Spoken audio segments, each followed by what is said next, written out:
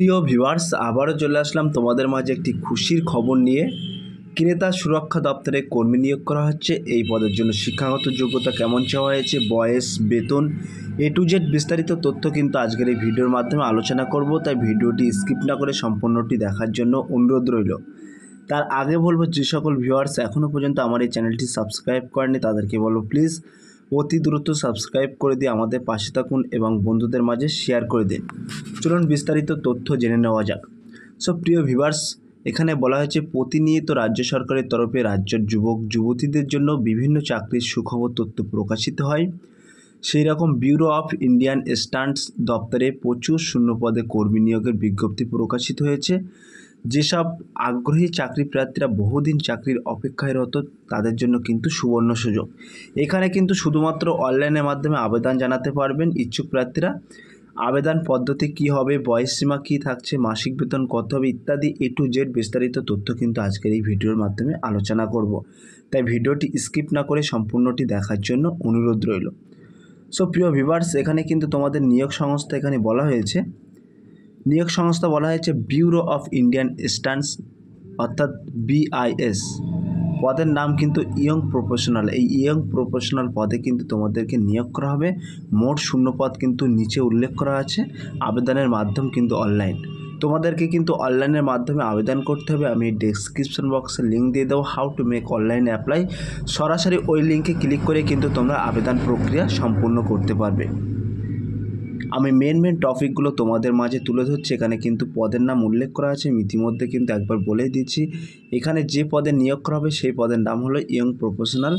বয়সসীমা বেতন কী চাওয়া হয়েছে এখানে দেখে নেওয়া যাক। বয়সসীমা বেতনের কথা কিন্তু এখানে উল্লেখ করা আছে। এখানে বলা হয়েছে উল্লেখিত পদে আবেদন করার জন্য প্রার্থীদের বয়স সর্বনিম্ন 18 বছর থেকে সর্বোচ্চ 35 বছরের মধ্যে হতে হবে।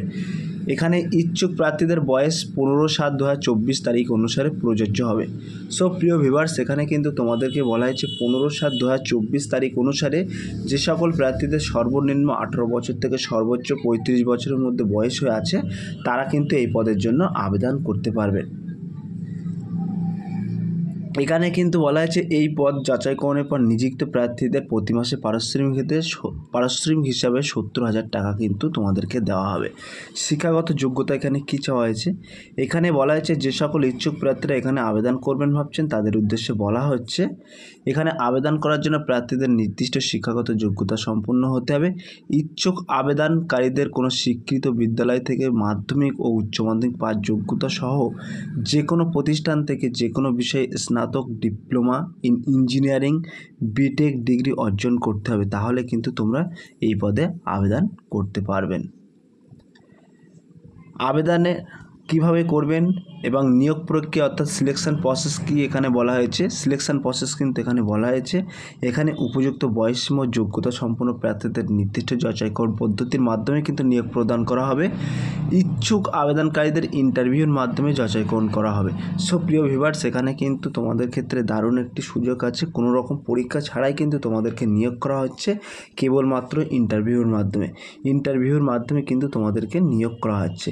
কিভাবে আবেদন করতে হবে সেই টপিকটাও কিন্তু আমরা ইতিমধ্যে তুলে ধরেছি। এখানে বলা হয়েছে এখানে আবেদন করতে হলে অনলাইনের মাধ্যমে আবেদন করতে হবে। আমি কিন্তু ডেসক্রিপশন বক্সে লিঙ্ক দিয়ে দেবো, সেই লিঙ্কে ক্লিক করে তোমরা সরাসরি আবেদন প্রক্রিয়া সম্পন্ন করতে পারবে।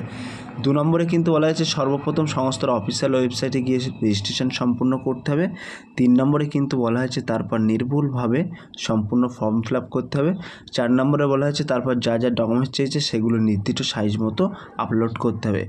5 নম্বরে কিন্তু বলা হয়েছে সর্বশেষ নির্দিষ্ট ডেট এবং টাইমের মধ্যে আবেদন প্রক্রিয়া সম্পন্ন করতে হবে। প্রিয় ভিউয়ার্স, A to Z বিস্তারিত তথ্য কিন্তু আমি তোমাদের মাঝে তুলে ধরলাম। যদি ভিডিওটি ভালো লেগে থাকে প্লিজ লাইক, কমেন্ট এবং শেয়ার করে দিন বন্ধুদের মাঝে। ফিরে আসছি আগামী দিনে তোমাদের জন্য সুন্দর একটি টপিক ভিডিও নিয়ে।